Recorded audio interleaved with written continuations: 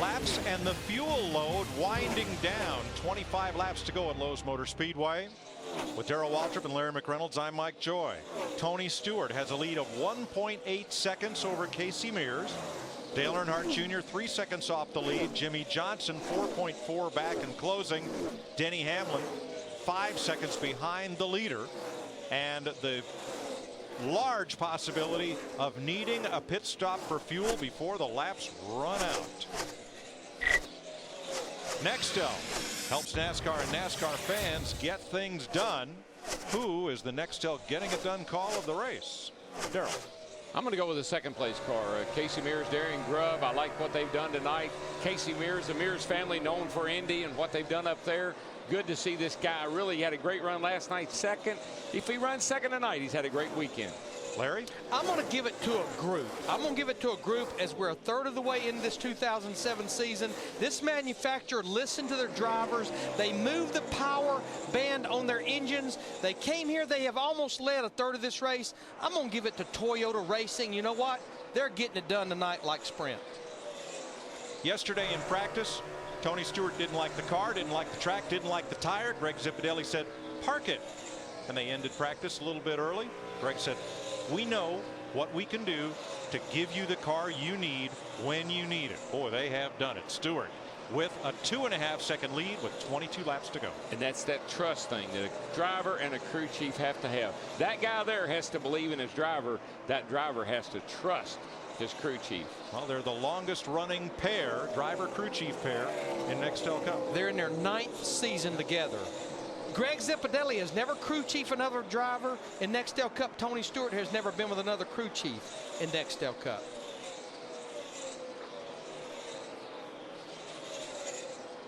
Remember Kansas last October, another fuel mileage kind of race, and it was Stewart that outlasted the crowd. With that very race car right there. You know, when I hear that about that very race car and the car does this here and the car likes this here, it always reminds me of what I was told one time. Boy, that car ain't got a clue where it is. He has no idea on the map, does it? Second place battle heating up here between the two Camel cars. And Matt Kenseth is in for fuel. Dick. And this was a planned stop, but Matt Kenseth made Robbie Reiser tell him a second time, are you sure you want me to pit now? They are making a chassis adjustment, outside tires. They're gambling that nobody else can make it without fuel either. They couldn't get the job done. They could not have gone the distance. So a little insurance pitting with 20 laps to go. As good as these tires are, they don't drop off that much. I'd have stayed out there till the bitter end because a caution right now and you are done. And Steve, you only need just a splash of gas, but we're still curious. Can Greg Zipadelli in that 20 car, do they think they can make it? Larry Mack, the update is no. They are 2 laps short. Greg Zipadelli saying to Tony Stewart right now, we cannot risk it. We're going to stop and get 2 seconds worth of gas to make it. You almost don't even need to stop. Just make sure in that box there's 2 to 3 people that's important on this stop. That driver getting on the pit road but not speeding, that fuel man and his catch can man getting that vent open. And that's going to be the difficult thing is somebody's not going to get caught speeding here because, man, you know that every little bit will make such a huge difference on a racetrack when you get back out there. Now, we talked about a driver who is lurking on the lead lap, running laps 1 second slower than the leaders, but just hanging out there. Dick, how about Ricky Rudd? And he is a sly one. In 59 starts here at Lowe's Motor Speedway, Mike, he has run 30,000 miles. I just climbed to the top of his pit box and looked at the computer. Butch Hilton pointed his finger. It said 400.2. That's 400.2 laps. Rudd thinks he can make it and finally, for the first time ever, win a race here at Lowe's Motor Speedway. They are telling him right now, stay out, you're fine. Jeremy Mayfield comes down to the inside of the racetrack and to pit road. That looks like an engine problem. NASCAR observers and officials report the track is clear. So no caution for Mayfield, who was a lead lap car. But just going back to what Dick Bergman was talking about Ricky Rudd, just remember he was one of the 2 cars that topped off with 60 to go. If he has slowed that pace down enough, he can make it. And right now, Denny Hamlin in the 11 just drives by Jimmy Johnson in the 48. This is a battle for 4th. Johnson's going to fight back on the low side. Jimmy's done a whale of a job, Larry, fighting his way back up there to where he is, and he's not that far behind Tony Stewart right now, only 3 seconds. Keep after. We still got a shot at this thing, man. Yes, you do, Chad. Pump him up, baby. Tell him. On pit road, he makes a mistake. That's all 4 of us in there battling for the lead, bud. Just stay on there. Now, it's not just Ricky Rudd, but there were 2 cars lurking at the back of the lead lap, running pretty much identical lap times, and Chris Devoda has gone to the pits of the second one. Mike Joy, this is about to get very interesting as all these cars need to come in for that splash and go. One car going to try to stay out there, conserving fuel as we speak. Doug Richer, the crew chief of this Red Bull team. Doug, let's talk about your driver here. Can you guys make it the distance on this fuel run? Well, it looks like it would be close if we tried it. It looks like we're probably going to have to come in top off with the rest of them. All along he's been saying try to conserve fuel. Your driver has really been wheeling that car. No power steering, right? Yeah, he's done a heck of a job today. I mean, the power steering's gone on and off all day. We tried to put fluid in it and it just didn't hold it long enough. So my hat's off to him. He's doing a heck of a job. And, you know, we can come out of here with a top 10. I'd be very happy for this team Red Bull.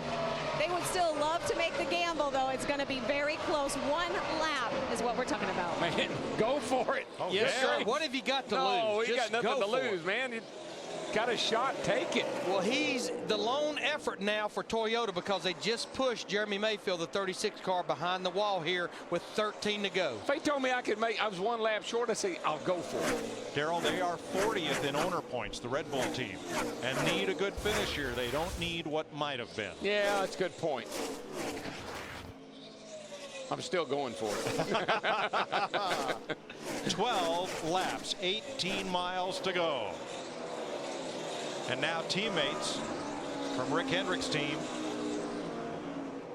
Jimmy Johnson goes past Casey Mears for 4th place. He just keeps coming, keeps clicking them off. But right now he's 4.5 seconds behind Tony Stewart, the leader. But the 2 cars I see that have really slowed their pace down. We talked about Ricky Rudd. I'm also seeing Kyle Petty in that 45 car. He has slowed the pace down, sitting there in 8th right now. And so is Ricky Rudd in 13th. Well, so will it be a race to the finish, or will it be the tortoise or the hare?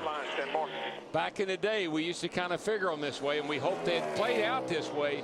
Always, when we didn't have the best car, we always hoped for some situation like this. 10 laps, 15 miles. That's going to take a little over 3 gallons of that 99 octane unleaded racing gasoline from Sunoco to get them to the finish. Here's a comer on pit road, and it's Kyle Busch, who is many laps down after crash damage. You're riding with Dale Jr. in 2nd place, 2.2 seconds behind Tony Stewart. And here's Jimmy Johnson to pit road. But I'm telling you what, he liked to have got run over by his teammate Casey Mears in that 25 car as he came off the bank, and it was close. It looked like Talladega in reverse. Yes. 9 laps to go. Casey Mears was trying to get on pit road at Talladega, and Jimmy tapped him. Turn in. Vickers is in pit road as well. Krista? Jimmy Johnson came in. They did make a chassis adjustment also about 1.5 rounds, and of course took that all-important fuel. Jimmy Johnson back on the track. Sorry, thank you, Krista. Not Vickers. Allmendinger, his teammate, and Martin Truex on pit road. Here is Mark Martin in the pit lane. So Martin will give up 5th place to pit. Meanwhile, Tony keeps on turning. I tell you who's sitting back here licking his chops. That 88. Matt? Mark Martin only needing about 2 gallons of fuel. They were scheduled to come in with 8 laps to go, and that's exactly where we are. Stewart, the leader, comes to pit road. That'll turn the lead over to Dale Earnhardt Jr. Boy, I got to tell you something. He came on pit road really slow. Steve. And Greg Fidelli had said, don't speed down pit road. We need just over a second's worth of gas. Jeff Gooch Patterson stabs that fuel filler in there. And Steve, he didn't even hardly stop. Just enough to get some fuel in there. Larry, he really did check up a lot getting down on the pit lane. I don't know how that's going to affect the outcome here, but he was slow getting on pit road. Now, here's what's interesting, I think, is we got Dale Earnhardt Jr. in the 8 car. He had taken the lead here with 6 laps to go. He's going to be on pit road, but we got Casey Mears still out there. Remember, the Hendrick engine, Mark Martin, Jimmy Johnson, they've already been to pit road. Steve. They're telling him 2 seconds, 2 seconds. That's all they need from Dale Earnhardt Jr., and he's away. That's all he got. Denny Hamlin's your leader. Casey Mears is second. J.J. Yaley is third. And now it's Carl Edwards' turn in the pit lane. He's the 9th place car. And Denny Hamlin also comes to pit road. He will turn the lead to Casey Mears. So that means 2 of the Joe Gibbs cars, they have pitted, but J.J. Yaley up there in 3rd. He is still out on the racetrack, Matt. Roger Purcell, the engine tuner, waving the stop sign. Denny hits it. Scott Wood gets the 2.5 seconds of fuel they need, and he's away. 4 laps to go. Can Casey Mears or J.J. Yaley go the distance and score their first Nextel Cup win in racing's longest event in NASCAR? There's several guys that are sitting there wondering if they're going to make it or not. There's Kyle Petty up in 4th place. He's got a shot. Steve? Mike, the last report I heard from Darian Grubb was that Casey Mears was a half a lap short. We'll find out if they gamble. Dick.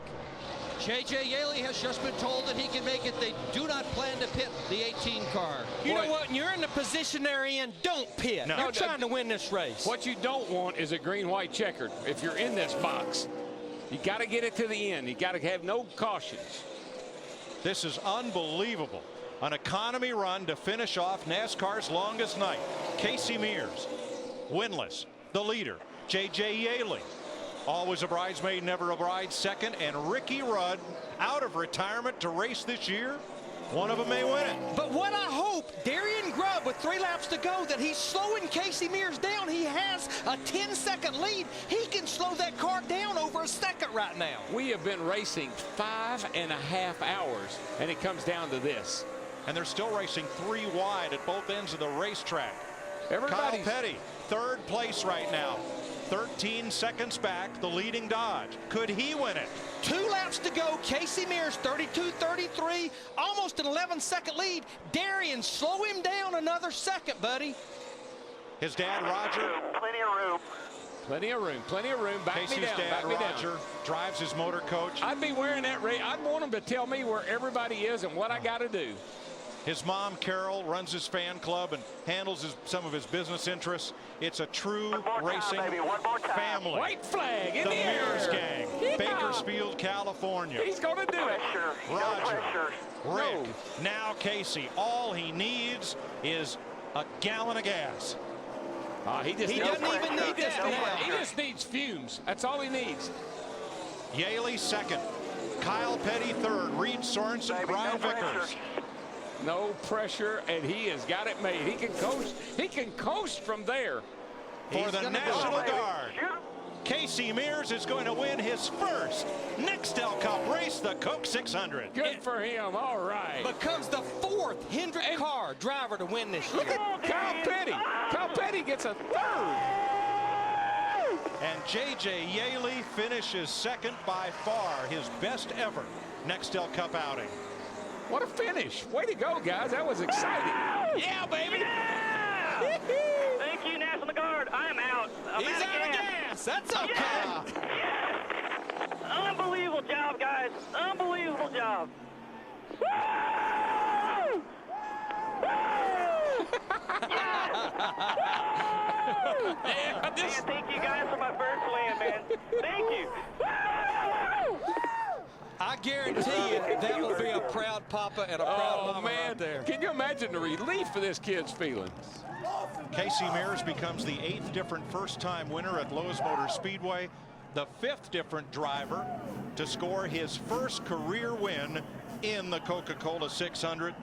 One of those was Jeff Gordon. Carol, he can't do any burnouts. He's out of gas. He doesn't care. He's going to get out and do his own burnouts in victory circle on his feet. The others, Matt Kenseth, Bobby Labonte, and Jamie McMurray. Several other greats also got their first win here. Buddy Baker, Charlie Glotzback, and David Pearson. And that's 14 wins for Hendrick Motorsports at Charlotte Motor Speedway.